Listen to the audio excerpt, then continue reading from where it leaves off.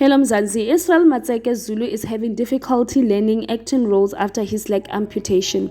A year ago, Israel left Gomorrah immediately after dealing with what was causing his illness and finding a way to get back on his feet as an actor. It appears that no production house wants to hire him. Israel clarified that he's not waiting for roles to come to him. However, he goes to auditions, but he never gets a call back. The rejection has a massive impact on him. Even though he did not say how bad it is, he implied that the unexpected rejection has a negative impact on his mental health.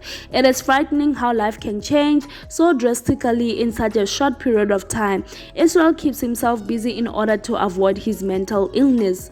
The 40-year-old actor is currently working with a friend to produce his own films.